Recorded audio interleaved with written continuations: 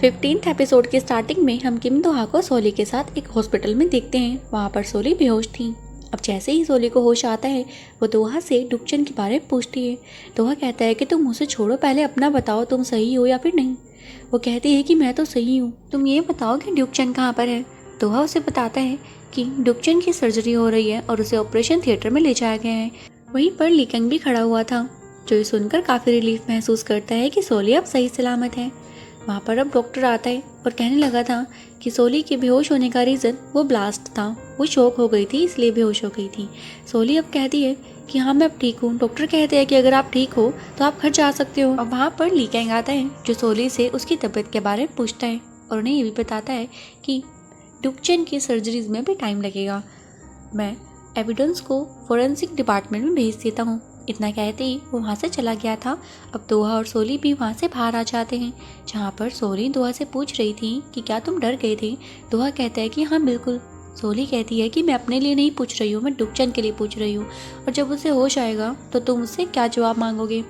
दोहा कहता है कि मैं बस इतना जानना चाहता हूँ कि उसकी और चोय के बीच में क्या हुआ था, इससे ज़्यादा कुछ भी नहीं। तो सोली कहती है कि ठीक है। और वहाँ से दोहा सोली को गाड़ी में बिठाने लगा था और खुद भी बैठने लगा था। सोली कहती है कि मैं अपने आप घर चली जाऊंगी, तुम्हें यहाँ पर डुकचन के साथ रुकना चाहिए। दोहा उसे गुड बाय कहकर वहीं पर रुक जाता है। अब हम ऑपरेशन थिएटर की तरफ देखते हैं, जहाँ पर ऑपरेशन स्टार्ट हो गया था। अब दोहा हॉस्पिटल के अंदर आ जाता है। वहाँ पर वो लीकेंग के साथ बैठा हुआ था और लीकेंग को थैंक्स कहता है। लीकेंग कहते हैं ये सब सोली के कारण हुआ है, अगर वो चेचन से जाकर बात नहीं करती तो हमें पता नहीं लगता कि वो झूठ कह रहा है। उसने ही एविडेंस का भी पता लगाया और डुकचन का सच सबके सामने लाई। दोहा कहने लगा था कि तुम सही कह रहे हो। वहाँ पर लीकेंग कहते हैं कि पहले मैं सोचता था कि सोली के पावर्स के कारण ही मेरा ब्रेकअप हो गया है, लेकिन अगर आज उसके पास ये पावर्स नहीं होती तो वो तुम्हारी हेल्प नहीं कर पाती। दोहा भी कहते हैं कि मैं अपनी पूरी कोशिश करूँगा एक अच्छा BF बनने की। फिर हम सोली को देखते हैं जो कि टैक्सी में थी और वहाँ पर उसे ड्राइवर कह रहा था कि मैम एक नया रास्ता बना है, वहाँ से आप जल्दी घर पहुँच जाएंगी। सोली को समझ आता है कि वो सच कह रहा था, वो मान जाती है। अब थोड़ी दूर जाने पर सोली कहने लगी थी कि अभी तक तो हम नहीं पहुँचे हैं और कितना टाइम लगेगा। तो ड्राइवर कहता है कि मुझे भी नहीं पता था कि इतना टाइम लग जाएगा। सोली को कुछ अजीब लगता है। इतने में उसे दोहा का मैसेज आता है जो कि उसे बता रहा था कि डुकचन की सर्जरी सक्सेसफुल हो गई है। वापस से हम हॉस्पिटल का सीन देखते हैं, जहाँ पर दोहा डुकचन से मिलने के लिए उसके रूम पर आ जाता है और कहने लगा था कि तुमने ये सब क्यों किया, तुमने एक बार भी हमारा नहीं सोचा कि हम क्या करेंगे तुम्हारे मरने के बाद। तो वहाँ पर डुकचन कुछ भी नहीं कहता। दोहा कहता है कि तुम्हारे ठीक होने के बाद पुलिस तुमसे पूछताछ के लिए यहाँ पर आएगी। डुकचन कहता है कि ठीक है, शायद मुझे मेरे कर्मों की सज़ा यही मिलेगी, इसलिए मैं मर नहीं रहा हूँ। और वहाँ पर दोहा उससे पूछने लगा था कि मैं जानना चाहता हूँ कि उस दिन क्या हुआ था।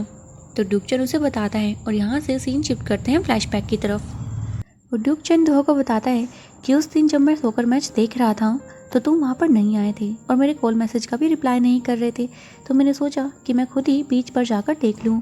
अब जैसे ही मैं बीच पर गया था वहाँ पर चोय बैठी हुई थी और हम देखते हैं कि चोय दोहा को कुछ मैसेज सेंड करने ही वाली थी कि उसे सामने से डुकचन दिखता है, लेकिन उसे वो दोहा समझ रही थी और उसकी तरफ किम सुंगजू कहकर चिल्लाती है और उसकी तरफ भाग भी रही थी। लेकिन जब वो उसके पास आता है तो वो कहती है कि तुम यहाँ पर क्या कर रहे हो। डुकचन उसे बोलता है कि तुम यहाँ पर क्या कर रही हो और तुम अकेली क्यों हो, किम सुंगजू कहाँ है। वो कहती है कि हमारा ब्रेकअप हो गया है।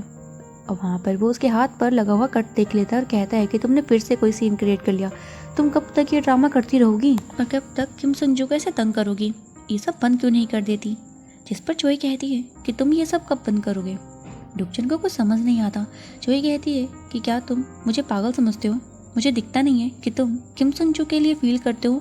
वहाँ पर डुकचन हैरान हो गया था कि इसे ये बात किसने बताई और वो उससे पूछता है कि तुम्हें ये बकवास किसने कही है। वहाँ पर चोय कुछ भी नहीं कहती और वहाँ से जाने लगी थी। तो डुकचन घबरा जाता है कि कहीं किम सुंगजू को कुछ बता ना दे और वहाँ पर उससे बोलता है कि हमें कुछ बात करनी होगी और उसे खींच कर जंगल की तरफ ले गया था। वहाँ पर चोय कहती है कि तुम ये क्या हरकत कर रहे हो। डुकचन पूछता है कि क्या तुम्हें ये किम सुंगजू ने कहा है। तो चोय कहती है कि नहीं, और अब मुझे समझ आया कि मैं तुम्हें देखकर इतना जेलस फील क्यों करती थी। फिर वहाँ पर वो डुकचन की पहनी हुई चेन निकालती है, उसमें सेम वैसी रिंग थी जैसा कि किम सुंगजू यानी कि किम दोहा और चोय ने अपने लिए बनवाई थी। अब ड्यूक चेन वहाँ पर कहने लगा था कि अब जब तुम सब जान चुकी हो तो ये भी जान लो कि हाँ, मैं दोहा को पसंद करता हूँ और तुमने तो उसका जीना हराम कर ही दिया था। तुम उसके लिए बिल्कुल भी अच्छी नहीं हो। वहाँ पर चोई कहती है कि मेरा छोड़ो, तुम खुद देखो ना, क्या तुम उसके लिए सही हो? तुम तो उसके लिए काफ़ी खतरनाक हो जो कि उसके इतने पास रह रहे हो। जिस पर ड्यूक चेन कहता है कि हम दोनों में एक काफ़ी बड़ा फ़र्क है। मैं किम संग जू को मेंटली प्रेशर नहीं देता हूँ तुम्हारी तरह। चोई कहने लगी थी कि हाँ, फ़र्क तो है। किम संग जू तुम्हें तुम्हारी तरह पसंद नहीं करता है, वो तो मुझे पसंद करता है। मैं ये सब जाकर किम संग जू को बता दूंगी, फिर देखते हैं क्या होता है। वो वहाँ से जाने लगी थी तो ड्यूक चेन उसे रोकता है और कहता है कि तुम उसे क्या बताओगी। चोई कहती है यही कि तुम उसे पसंद करते हो और उसके बाद देखना वो तुमसे नफरत करेगा। ड्यूक चेन को गुस्सा आ गया था और उसका गला पकड़ लेता है और कहता है कि तुमने अभी क्या कहा। चोई उस बीच ड्यूक चेन की वो चेन पकड़ लेती है जिसमें की रिंग भी थी और वो उसके गले से टूटकर चोई के हाथ में आ जाती है। अब ड्यूक चेन पुश करके चोई को नीचे गिरा देता है और उसकी तरफ पीट कर लेता है। अब जैसे ही ड्यूक चेन ने पीछे मुड़कर देखा था, चोई तो नीचे गिरी हुई थी और हम नोटिस करते हैं कि चोई का सर एक पत्थर पर लग गया था और उसके कारण उसकी मौत हो गई थी। तो ड्यूक चेन ये देखकर काफ़ी ज़्यादा घबरा गया था कि वो अब क्या करेगा। वो वहाँ पर इमरजेंसी नंबर पर कॉल करने लगा था, लेकिन तभी उसे जैचन की कॉल आ जाती है। वो उस कॉल को उठाता है। जैचन उससे पूछ रहा था कि तुम कहाँ पर हो और किम संग जू कहाँ है। मेरे दोस्त ने किम संग जू और चोई को रेस्टोरेंट में देखा था, वहाँ पर वो लड़ रहे थे और उसके बाद वो बीच पर चले गए। अब यहाँ पर ड्यूक चेन सोच में पड़ जाता है कि अगर उसने चोई की बॉडी को यहाँ पर ऐसे ही छोड़ दिया तो सारा इल्ज़ाम किम संग जू पर जा सकता है, इसलिए वो ऐसा नहीं कर सकता। वहाँ पर वो चोई की बॉडी को छुपा देता है और वहाँ से घर आ गया था, जहाँ पर वो चोई के फ़ोन से एक ऐसा मैसेज करता है जैसे कि ये एक सुसाइड केस लगे। वापस वो जंगल में जाता है, जहाँ पर वो डिसाइड करता है कि वो चोई की बॉडी को दफना देगा। वो उसे दफनाने के लिए ले जा ही रहा था कि तभी ड्यूक चेन की पीठ पर चोट लग जाती है और उसके खून की कुछ बूंदें चोई की ड्रेस पर गिर गई थी। अब उसे वहाँ से चोई की ड्रेस भी निकालनी पड़ती है और उसके सैंडल को वो बीच में रख देता है।